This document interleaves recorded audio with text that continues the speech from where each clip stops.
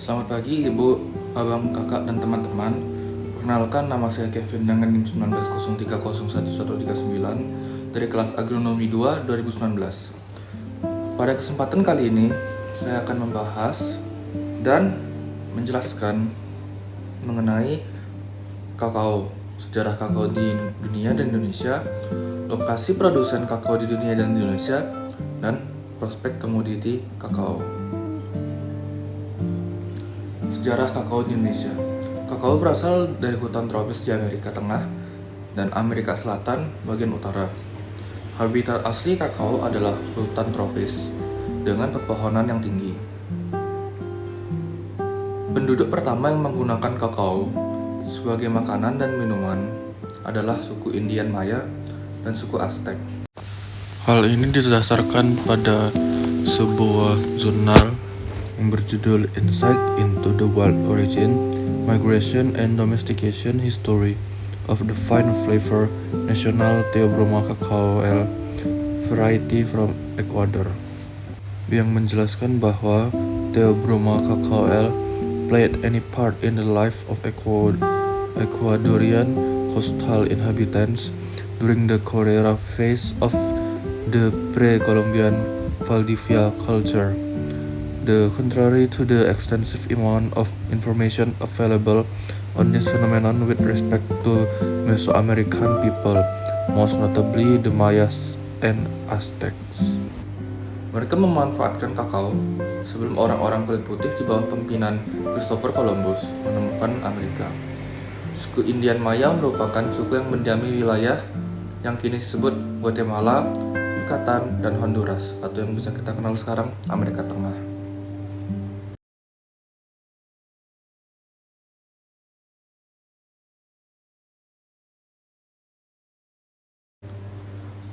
Dahulu, suku Aztec ingin menaklukkan dan menguasai kebun kakao milik suku Maya. Oleh karena itu, mereka pun belajar cara menanam, merawat, dan mengolah kakao menjadi bahan makanan ataupun minuman. Pada tahun 1591,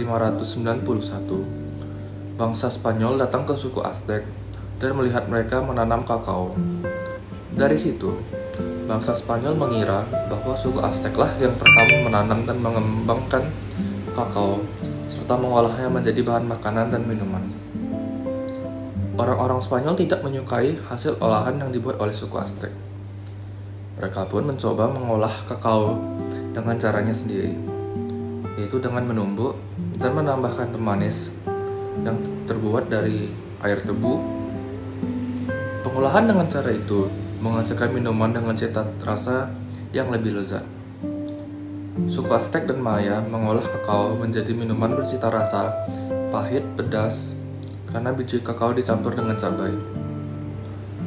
Pada tahun 1525, bangsa Spanyol pun tercatat sebagai penanam kakao pertama di Trinidad. Sedangkan Belanda tercatat sebagai perintis penanaman kakao pertama di Asia.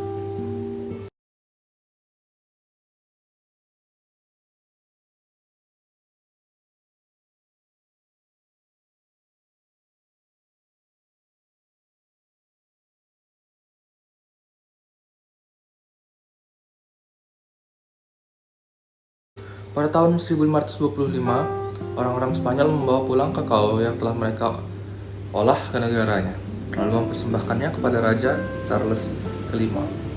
Itulah saat kakao pertama kali diperkenalkan kepada orang-orang Eropa.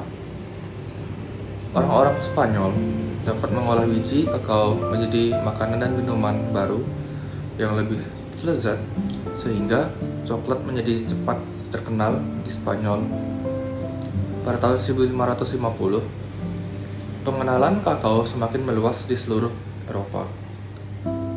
Pabrik coklat mulai berdiri di beberapa tempat di Eropa, seperti di Lisbon atau Portugal, Genoa, Turin atau Italia, dan Marseille atau Prancis.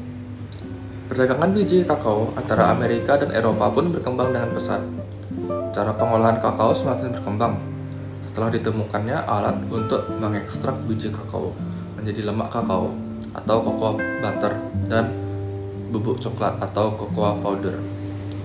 oleh C.J. van Houten sekitar tahun 1828 di Belanda. Setelah tahun 1878, Daniel Peter yang berasal dari Swiss menemukan cara mengolah kakao menjadi susu coklat.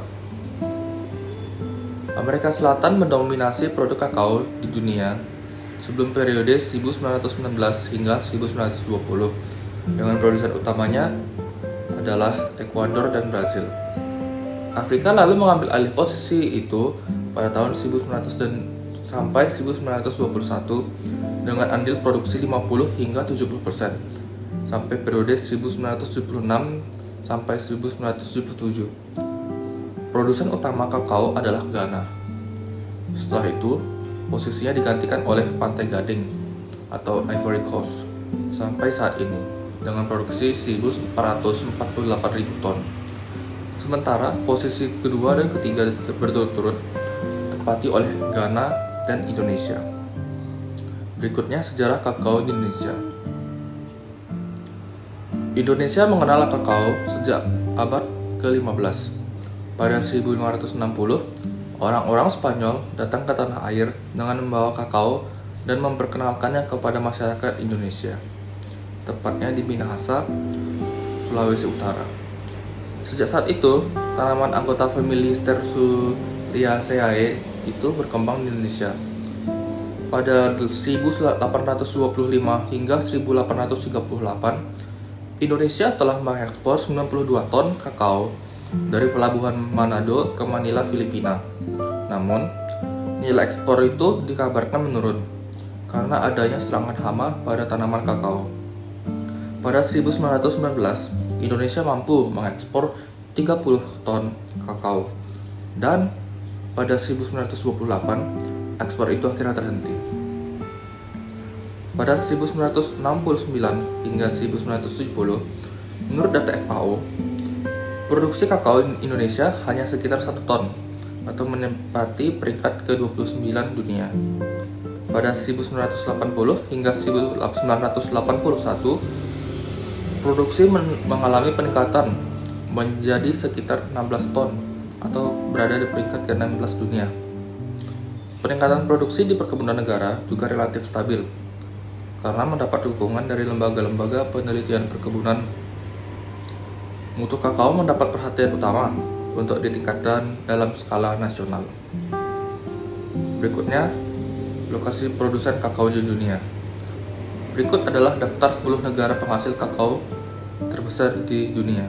Yang pertama adalah Pantai Gading dengan jumlah produksi sebanyak 1.448.992 ton. Berlokasi di Afrika Barat. Yang kedua adalah Ghana dengan jumlah produksi 835.466 ton di lokasi Afrika Barat. Yang ketiga Indonesia dengan jumlah 777.500 ton berada di lokasi Asia Tenggara. Yang keempat Nigeria dengan jumlah produksi 367.000 ton di lokasi Afrika Barat. Kelima ada Kamerun dengan jumlah produksi 275.000 ton berada di lokasi Afrika Tengah. Keenam ada ditempati oleh Brazil dengan jumlah produksi 256.186 ton dan berada di lokasi Amerika Selatan. Yang ketujuh ada Ekuador dengan jumlah produksi 148.446 ton di lokasi Amerika Selatan. Kedelapan ada Meksiko dengan jumlah produksi 82.000 ton di lokasi Amerika Tengah.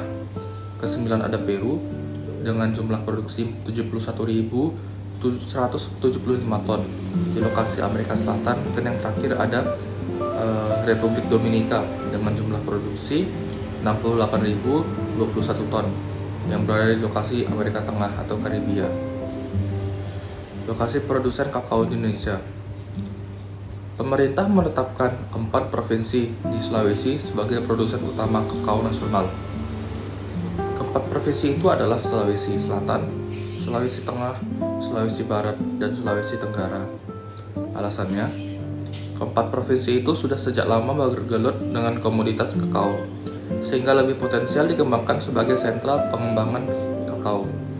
Berikut industri pengolahannya. Yang pertama, dengan adanya penetapan itu, seperti dilansir dari situs resmi Kementerian Pertanian atau Kementan, pemerintah akan mengalokasikan anggaran untuk memfasilitasi pengembangan kakao dari hulu sampai hilir. Kementerian sendiri telah memfasilitasi bantuan benih kakao yang berasal dari klon unggul untuk mendongkrak produksi. Berikutnya ada prospek tanaman kakao di Indonesia. The World Cocoa Foundation mengungkapkan bahwa peningkatan permintaan kakao adalah 3% per tahun dalam 100 tahun ini. Dan diestimasikan peningkatan permintaan kakao dunia pada tahun-tahun ke depan akan meningkat pada level yang sama. Hal ini tentu saja memberikan keuntungan untuk Indonesia sebagai salah satu negara penghasil dan pengekspor kakao terbesar di Indonesia.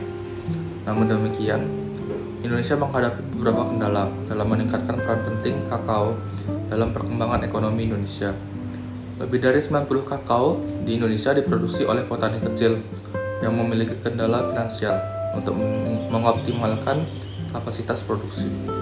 Hal ini disebabkan oleh menurunnya produksi karena pohon kakao yang sudah tua, berpenyakit, terkena bencana alam, dan sebagainya. Selain itu, karena kelapa sawit dan karet dianggap lebih menjanjikan, banyak petani kakao yang beralih fokus ke komoditas tersebut, yang menyebabkan berkurangnya area perkebunan kakao di Indonesia. Berdasarkan sejarah, produksi kakao di Indonesia diekspor dalam bentuk biji kakao mentah. Untuk itu, pemerintah melalui Menteri Keuangan menetapkan kebijakan baru dengan mengenakan pajak pada ekspor biji kakao mentah yang tertuang dalam Dekret Nomor 67 Tahun 2010.